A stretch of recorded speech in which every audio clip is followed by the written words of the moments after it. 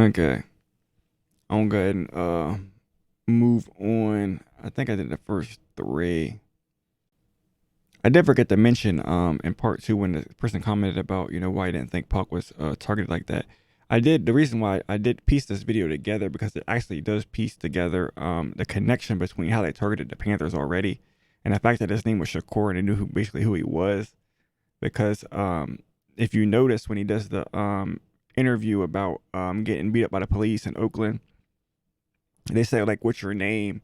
And he said Tupac and Shakur, and it's like, "Oh, you're like, and they got over that." But I think they knew his name and knew he has a known quantity because they knew who was obviously his mother, being a Panther, and obviously Asada Shakur being most wanted and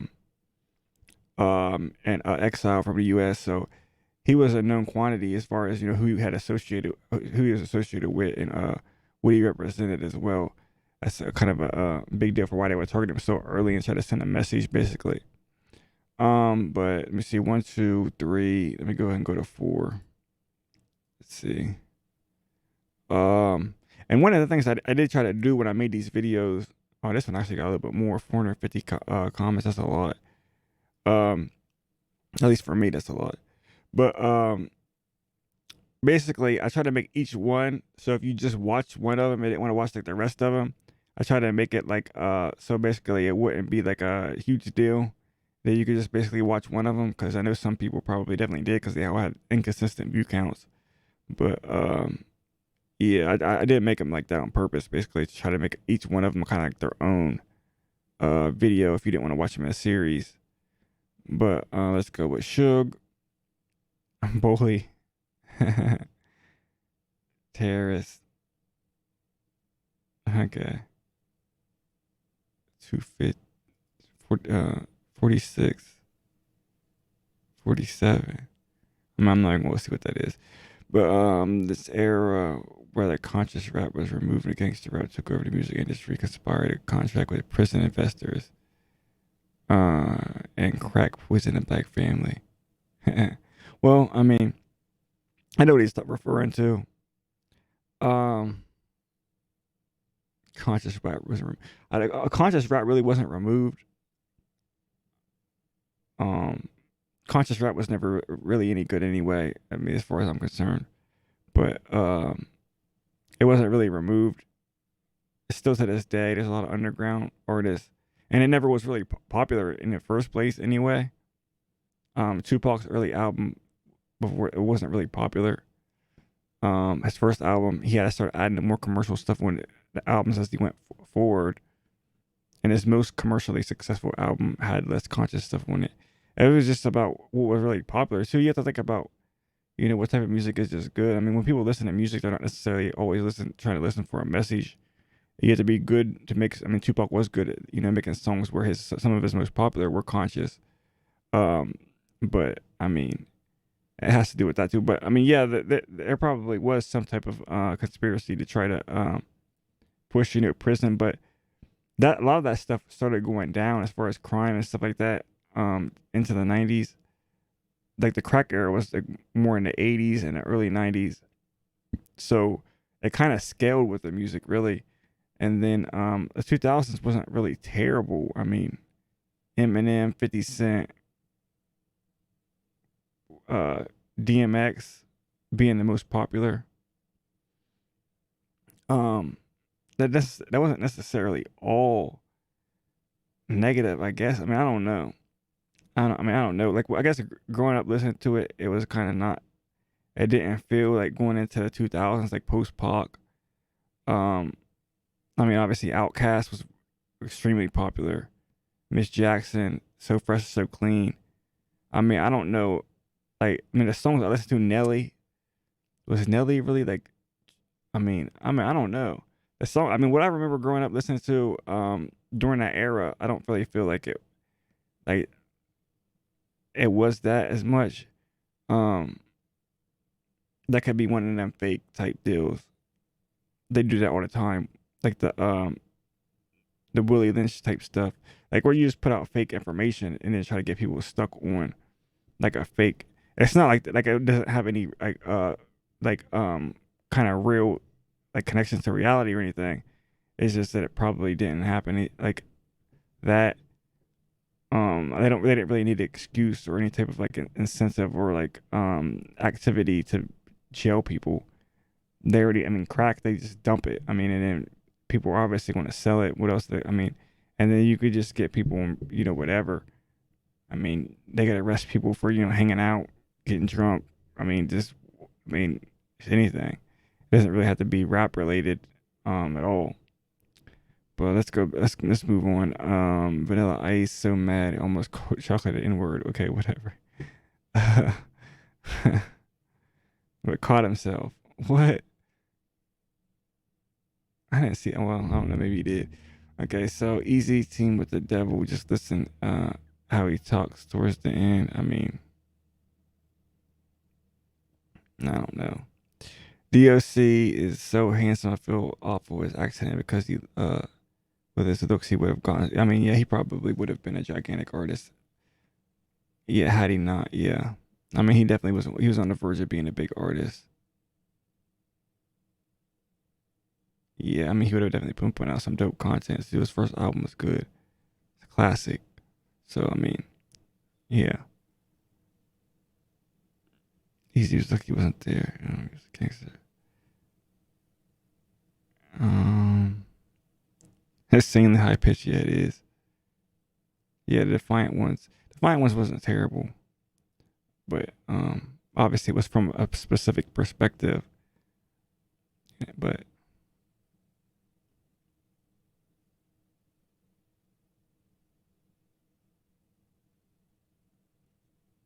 Jerry Hell is a racist.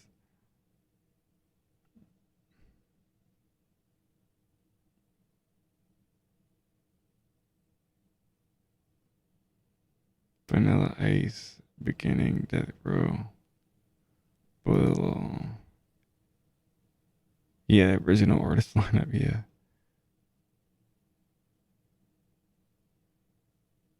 yeah. DOC.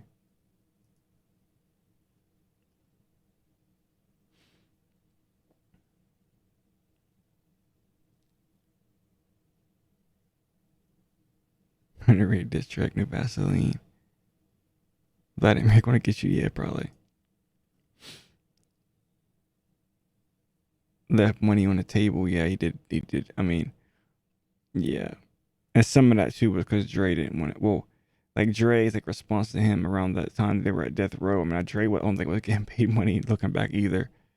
Like they did mention that in the Defiant ones where the lawyer said, Dre, you own such and such a label, and he's like, oh no, I just want to leave. But I think he knew what it was. I mean, I think they all kind of knew what it was. I mean, and obviously he made back what he made back.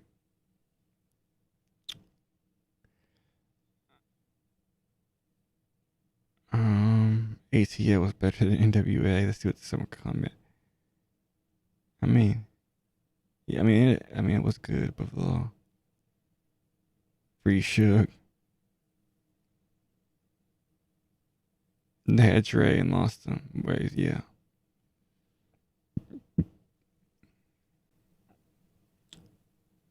Public gangsterism. Well, I mean, I don't know about that because Universal was pretty openly mob. I mean, controlled. I mean, I don't know what public. I mean, there was a lot of public gangster figures, I guess. I mean, it's just that I mean, I don't know. If you're like I said, if you're black and you're doing specific stuff, or even if you're not, regardless of what you're doing, they're gonna find a way. Like I said, to grab you. Like I said, they went after Dr. King. It really doesn't matter. I mean, I think we've seen it all. So I mean, it's like, I mean, I really don't know what you can do. I mean, everything's been tried almost at this point as far as respectability, politics and acting a certain way and trying to present yourself a certain way. I mean, they don't really care. I mean, they could have been the best, straightforward businessman, and in that case, they'd be like, oh well, that's why they didn't make it because this is how uh their business was. I mean, they weren't ruthless or cutthroat enough in the business. So So, I mean, if you're too like they always come up with something. Second NWA album, lawsuit came from Heller. Chalet was scared of Suge. Yeah, but yeah, yeah, it's goofy.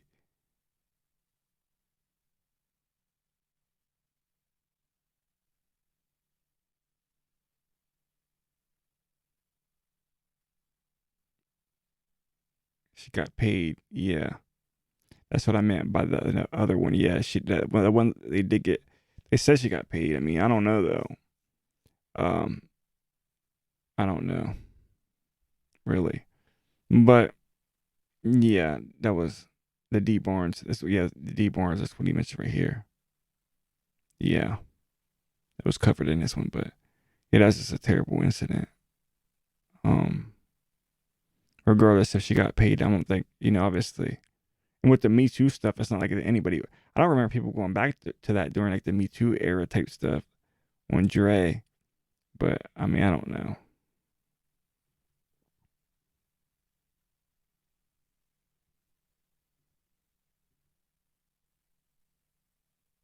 Chipmunk voice driving me nuts. Yeah. Oh my goodness. What is? What if Easy hadn't gotten whatever?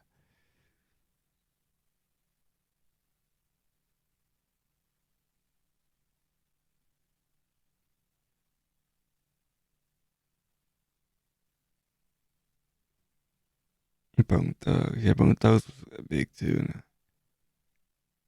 I remember some of that time a little bit too. With the Bone Thugs, the Crossroads, and Eazy-E passing away and stuff like that. That stuff was big for a minute. I mean, Bone Thugs.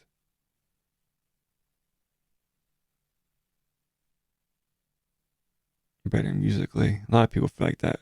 People's first albums a little bit more raw, but the second album's better musically. So usually the first one's usually a little bit more classic sometimes. Sometimes there's different groups that like with the Roots Tribe and stuff like that. Their second albums are definitely better. But people like Nas, obviously, people feel like a lot of people will go say, "Oh, like it was written better." But then obviously Omatic's or same thing with like Ready to Die and Life After Death and stuff like that. Certain but other artists, their first albums, some like in certain cases. But see, it's kind of rare for a artist to have a first album that's not like really classic and huge, but then they get a second chance sometimes. Like the fact that like they talk about it about the Tupac album like today is some Tupacalypse Now came out as their debut album. They probably be looking at him like, bro, you're not getting a second album with that. But back then, it could not be as commercially successful, and then you can come with a second. Yeah, the second one was much more polished. It did sound like that. Yeah,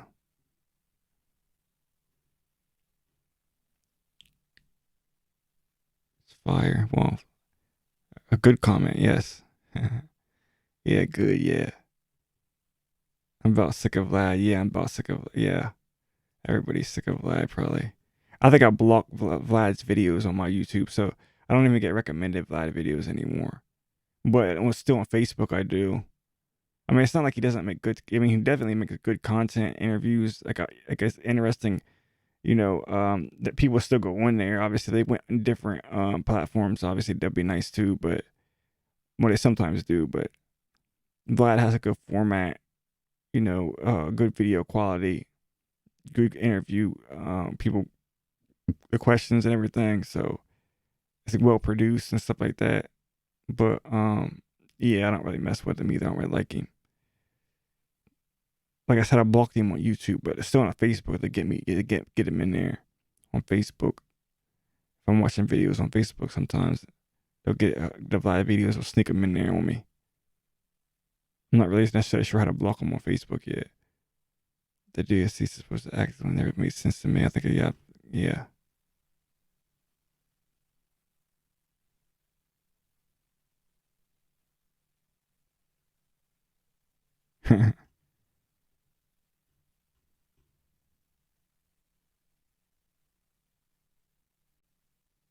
Like a cartoon character. She does sound weird, but yeah, she can't sing. And her singing voice isn't really high, really either. It's like kind of like even, so kind of crazy. Or I don't know, because Michael Jackson used to talk high like that too, but really had a deep voice. People say like he just did it for to train his voice or whatever did for singing, because he did sing. Michael Jackson did sing with a high voice.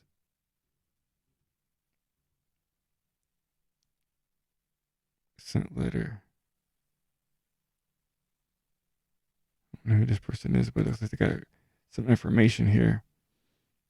Date back to '89 when FBI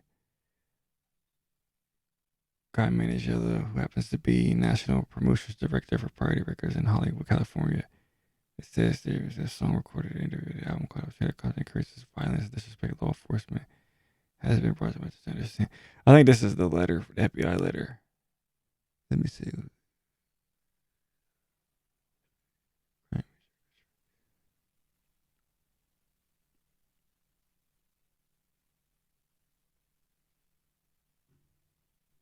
Above the law.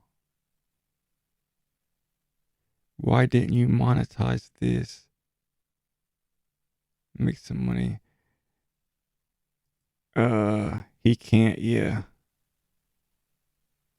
Well, I mean, like I said, I disagree that I shouldn't be able to, but they flagged it. I mean, I guess for that.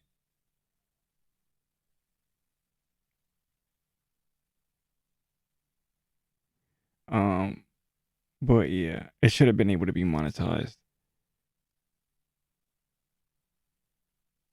But technically, I mean, if you want to really get into it, YouTube obviously pushes the monetized stuff, obviously, because the people who pay, Google for advertising want their advertisements to be pushed. So they're going to push the monetized content over the non-monetized content. But also, um, there's going to be the issue with the type of stuff that they want people to watch anyway. They want people to watch videos that are selling stuff anyway.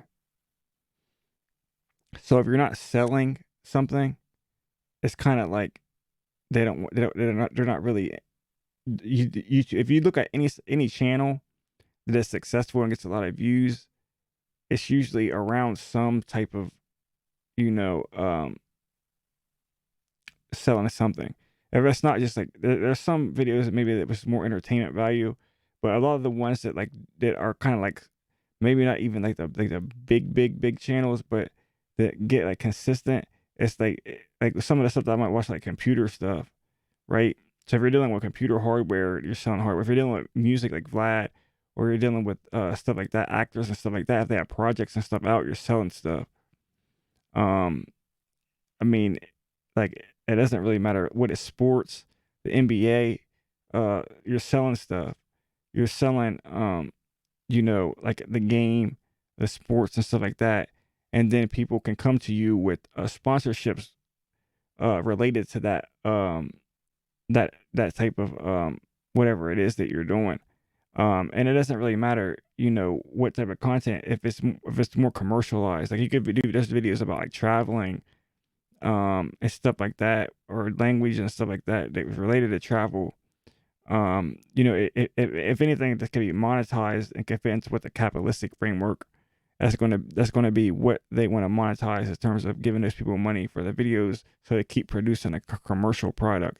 Everything has to be commercial, and if you're pushing something like I'm doing on my channel, it's more communistic, left wing Marxist stuff like that. They're definitely not going to allow it to be monetized, even if it was justified to monetize it because of the amount of work. I mean, yeah, it's a lot of work. Um, yeah, I mean, definitely was a lot of work. It's kind of scary too because I get paranoid about stuff sometimes. So I was like afraid to walk my dog sometimes because of some of the stuff that I was like. Because I mean, not everything I actually convey in the videos, but some of the stuff you learn along the way is kind of like, oh man, and it gets worse and worse. Um, because oh yeah, some of the stuff that I learned, like that I had to learn, like about certain things about like the easy AIDS situation and stuff, research in like the AIDS and all the other type of stuff, um, was crazy, like really crazy. Like when I looked into like the early AIDS cases and stuff like that of people who like there's early case study basically of AIDS, like the early ones, like there was like really famous stories, or maybe not famous, but like there's kind of like infamous type stories around the AIDS, and they're all kind of suspicious. Um, so I mean, stuff like that, and then obviously if you go back far enough, you look into like the Jack Ruby situation. Someone mentioned Jack Ruby, um, how Jack Ruby died.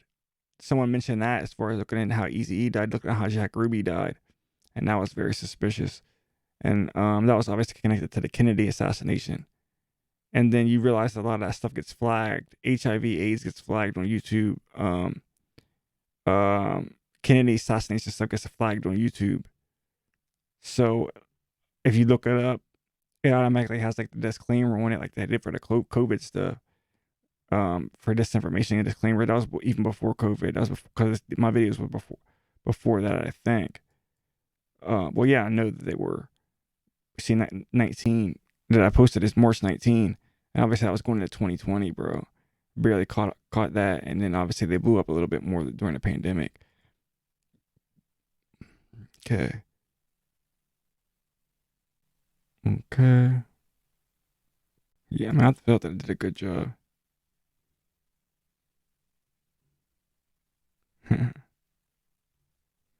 But yeah, I mean, like I said, I had to use that. I mean, I don't know what else I was going to use,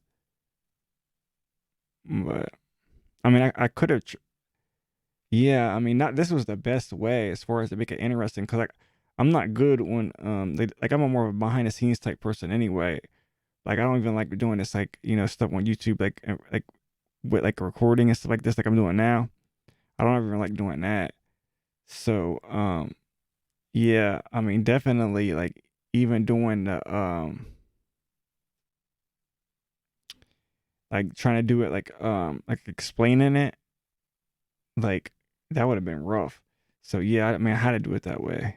I mean I didn't have the resources to try to do like a real documentary and get interviews with all those people and stuff like that. I don't really have anybody to help me with that any of that type of stuff anyway, because I do basically everything by myself. So okay,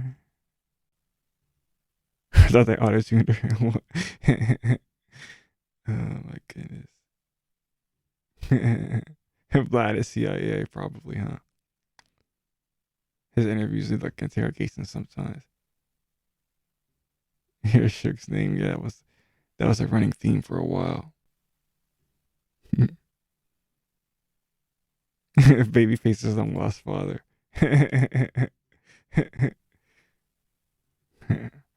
So a lot of the comments about Michelet's voice, that's hilarious. It's funny because like if you figure people would already been familiar with Michelet's voice because he does all these interviews and stuff, but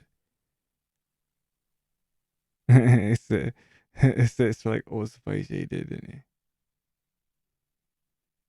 he? He looked like someone who would wear Old Spice.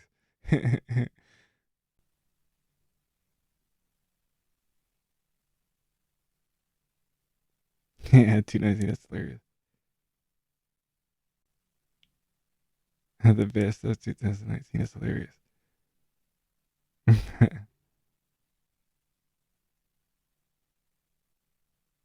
That's the best. Well, he said the best documentary. That would be hilarious. I, that would be. I mean, yeah. I mean, that'd have been nice to have done a real documentary. You know what I mean? Uh, but I mean, it is what it is. But yeah, that would have been nice to do a real documentary. I mean, I doubt they would let me do it. I doubt they would have put it out. But it was what I guess what the conclusions that I was coming to. Because I don't like to push those conclusions, but obviously I was framing it that way. Um, but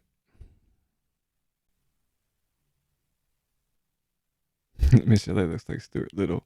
Oh, sounds like Stuart Little. Man, half of the comments are Michelet. It is a bunch of live interviews. Free Suge. Yeah, the free Suge dude, man. Free Suge. I always forget, yeah, Suge Knight put him back in prison.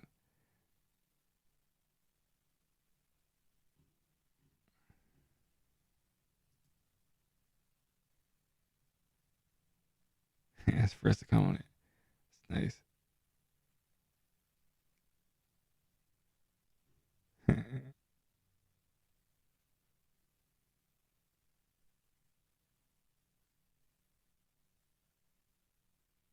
Pretty Suge, yeah, I mean, I guess. And Harry, yeah.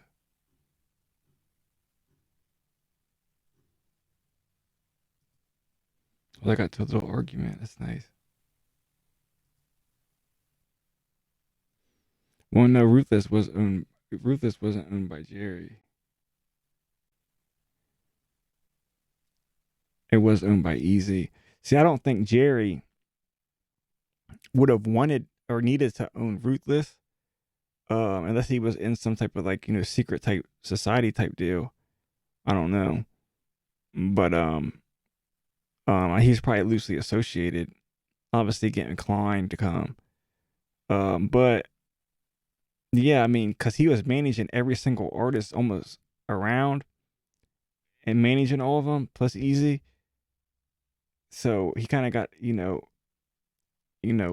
a significant portion of money from management. Management is lucrative.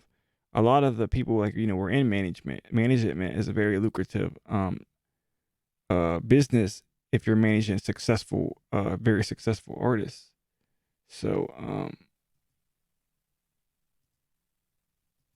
yeah, I guess I could blow this up a little bit. I ain't paying attention to that.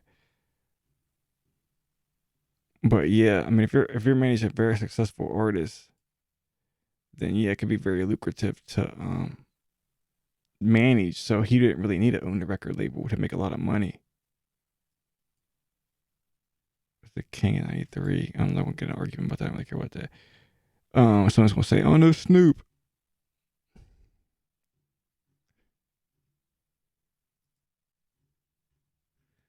Oh, did someone say Snoop? If they did not.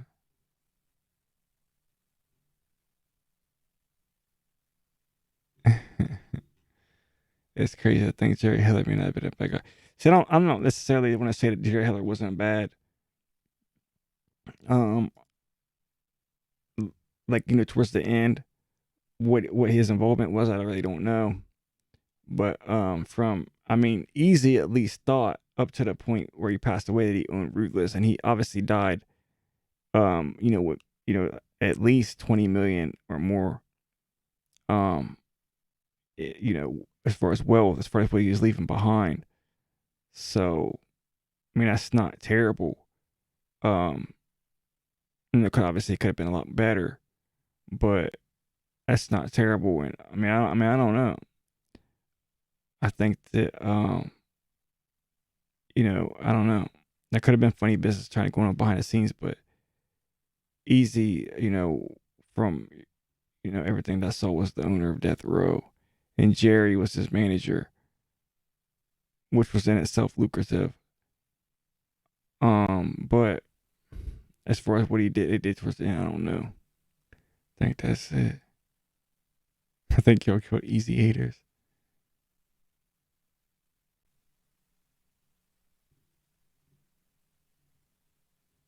Okay, not terrible.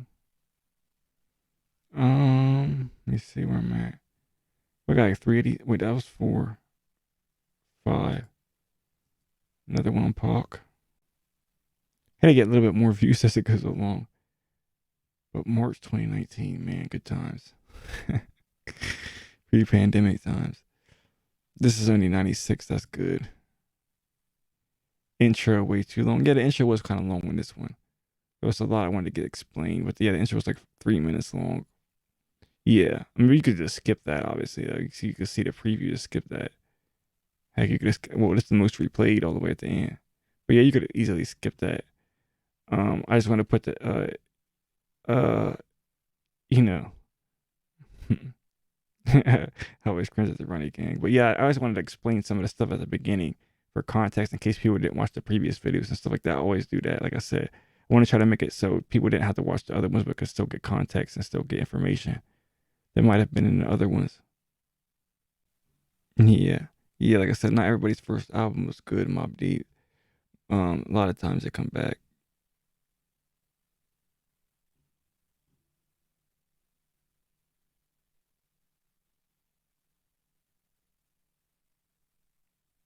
Not 93, what? Strictly 4.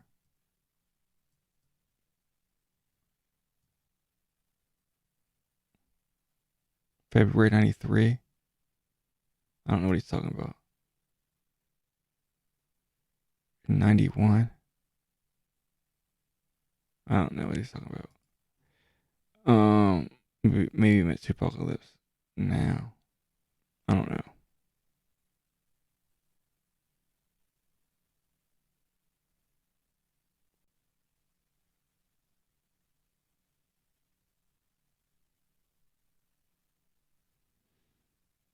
Yeah, yeah, yeah. I don't know the lady. What's the lady's name? But yeah, the earlier manager lady. Yeah, the white lady. I think. Yeah, I think he did stay together for a minute. Is that what that lady? Yeah.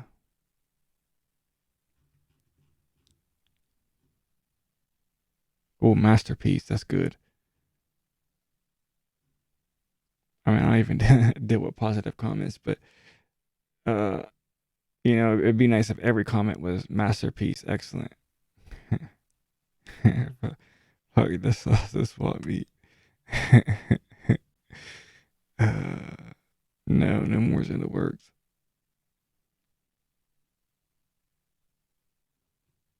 Oh, look, there's a lot of amazings. I like this one.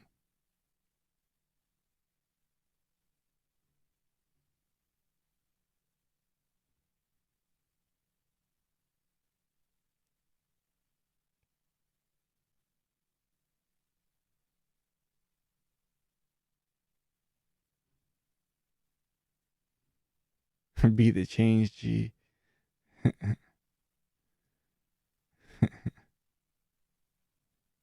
Oh, somebody just made it like a burner account or something in the comment. When the chronic drop. That's probably the previous video.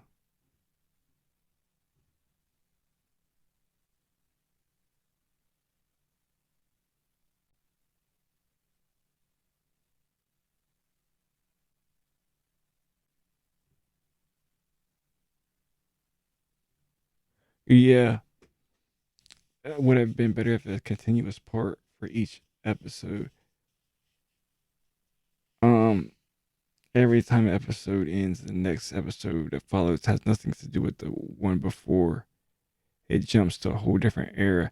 Well, I mean, sort of, but like I overlapped a little bit.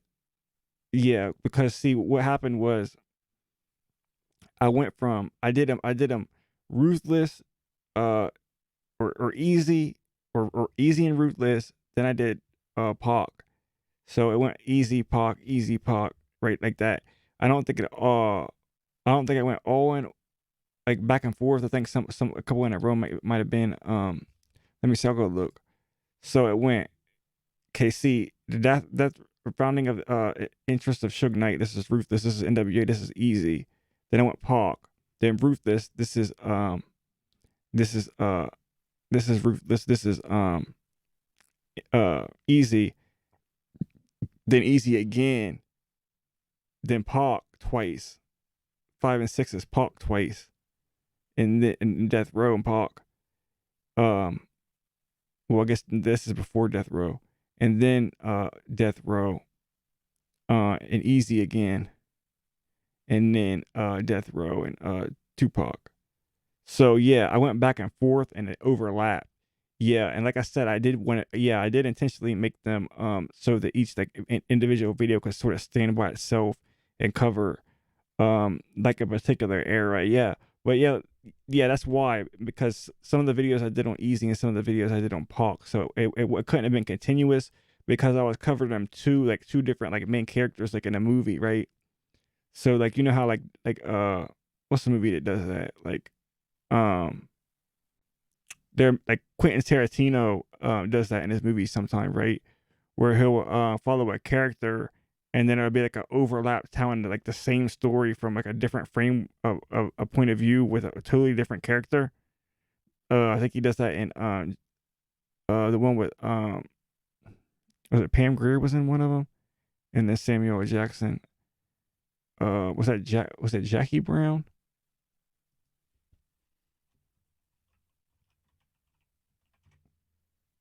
Yeah, Jackie Brown with Pam Grier. Yeah, and then obviously the famous one was the well, I guess the little bit more well known one was Pulp Fiction. But yeah, that was the point of that. So yeah, I guess if that threw some people off, I didn't really pay attention to that. It doesn't really matter, but because that's the way I wanted to do it. Um, but yeah, it does. It will seem like that. Um, I guess if someone would have preferred it just to be straight Tupac or straight Easy, it would have had to been. Yeah, I could have did. Then I could have did a straight linear, but I didn't do it. Yeah, no, I didn't do it linear. So yeah, but yeah, I mean, well, I mean, that's sort of a positive comment too. Yeah, too. Um, but still, it's kind of dope watching new stories that were never shown or even told in the past. Well, I mean, yeah. Obviously, there were one other channels that where I got the interviews from. But you see, when you watch the interviews, you don't always get the whole story. You got to read between the lines a lot. So I had to do a lot of that and then piecing it back together so it clicks.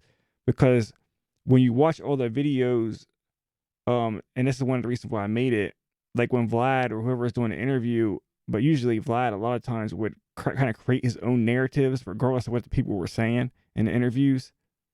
Like he did that with Easy. Like there was one point in time where he did like 3 or 4 interviews with BG Knockout, and then Dresta was on one of them, and they kept saying, you know, oh no, we don't feel Easy died of this, and obviously he did once with Bone Thugs and a lot of people before, and they're all telling how their perspective on how they feel, you know, Easy died and stuff, and he just kept like kind of like denying them, like, and then eventually he finally came out and you know apologized, you know, about it, but and then obviously he always goes back to the Orlando situation with Pac. So you can kind of get fed these narratives regardless of what the people are actually saying. So, yeah, and if you don't put it into context and don't put it in order, it's sometimes hard to like put all the separate things together. And that's kind of what I wanted to do. But yeah, yeah, okay. Um, the Ron Howard. He said it was a stolen Chevy Blazer, but they racked when he used a Ford Bronco. So I didn't even notice that. I wasn't paying attention to that. But that's funny. If it's true, I guess. I mean, I don't know. Maybe I should go back and watch it, but another time to see if that but that's hilarious. And he's in a Ford Bronco. Was that what OJ was in, right? A Bronco or something like that. That's funny. Outlaws, Randy King.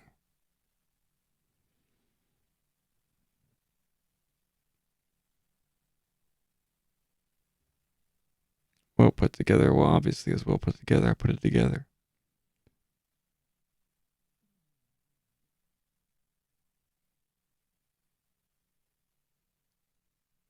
Yeah, the writing was small and hard to read.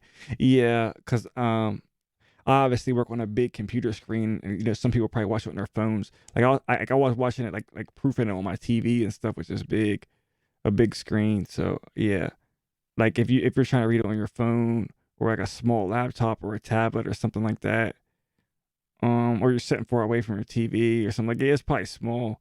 Yeah, yeah.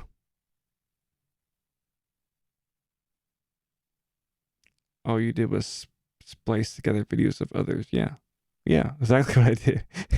It's like all you did, right? What? Uh, I mean, I don't know if that's good or bad, but yeah, I mean, that's what I had to do. You got to do what you got to do, bro. So that's how they attack sampling when it first, all you did was sample someone's work, but then you're watching it, so it's good. You're listening to the music. the new Black Panthers in Atlanta instead of being a part of the music industry. Well, he was part of the New African People's Organization before. I don't know if he watched that part, but yeah, he was part of it. And he was starting a version of Black Panthers, like the kids, like a young adult version, and then obviously when he got older, whatever. But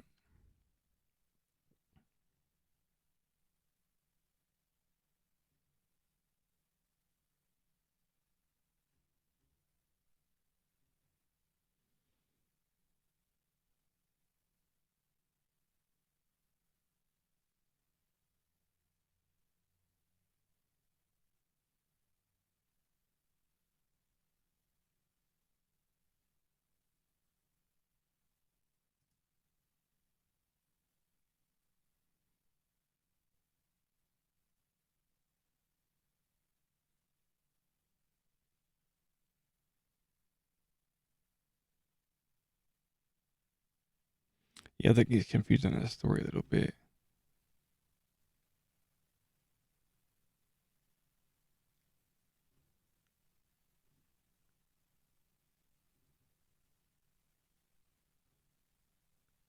What's the intro at the beginning? Let's see. Hopefully this one actually use one you could actually hear, or I could actually hear, because the other one I could hear on my speakers when I turned them on. I just don't know why I got muffled in headphones.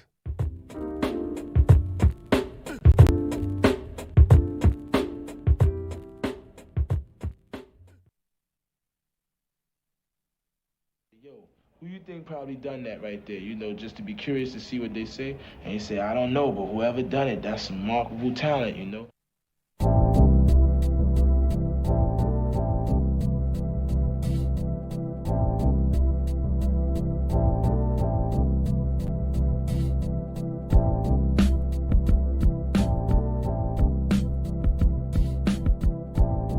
Okay, yeah, that's a beat I made too. Um, what was the song? You know, the question remains.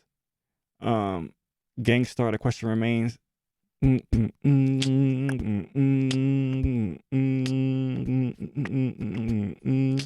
Question remains. Remains Gangstar.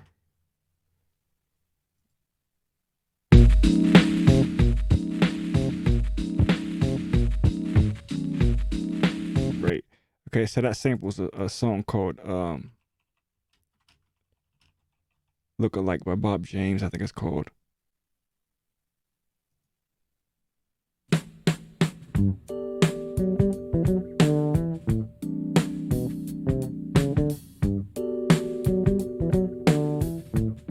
Okay, shut up the comments. But there's a break in that song. Let's see if they show the break. Okay, hold up. If you go to a site called Who Sampled It. Wait. Okay, no. Here it is. Okay, sample appears at 231. This is 231. This is the sample. Let me go back.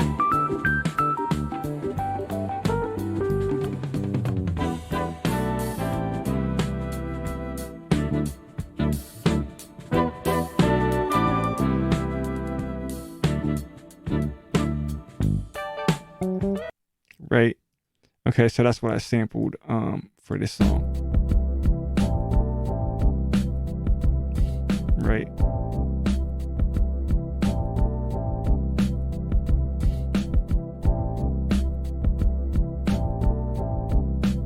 Right. And then obviously that one sample came from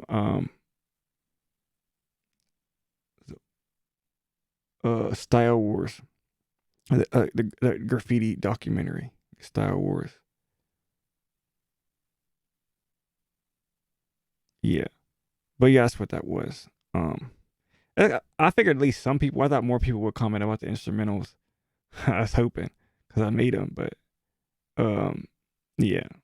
What's the intro at the beginning? Okay. Oh, beat I made. Okay. Great job.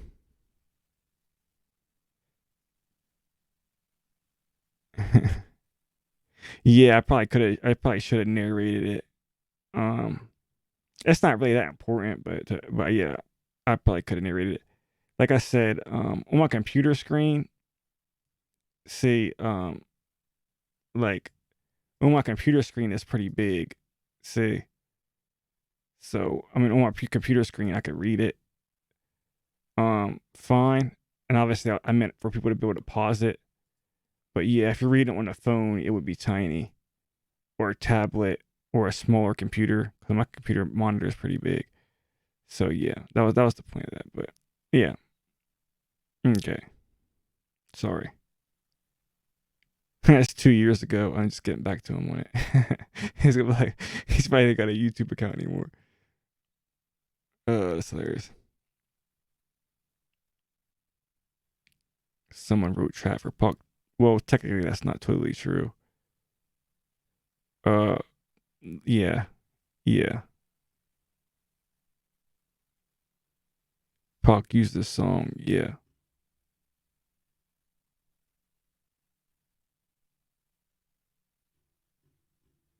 yeah,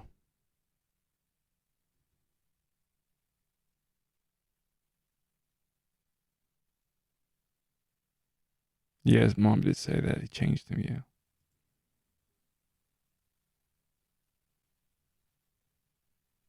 yeah. See, yeah, yeah. Because this is one of the false narratives too. Like a lot of people say that about Juice. I always thought that the Juice role changed him, but he got right after the Juice role, he got beat up by the police. Yeah. Mm-hmm. And he obviously he got hurt by. I mean, you could see like the injury. Reason I think they took pictures of it. I mean, he didn't get like Rodney King messed up maybe, but they got him. Like they roughed him up. I mean, a little bit. You know what I mean? Probably. I mean, happens so lot. Probably more often than it probably should. But uh, I mean, it wasn't terrible, but they did rough him up a little bit. But yeah, I don't really think. I mean, the juice stuff. I mean, that's just like an overblown excuse.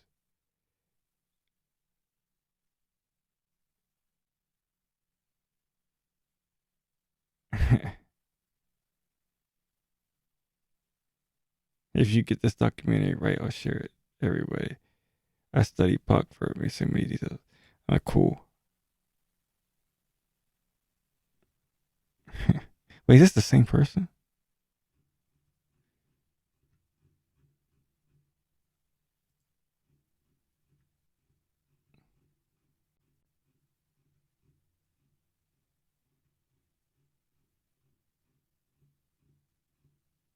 Wait, that was a different video. The other video.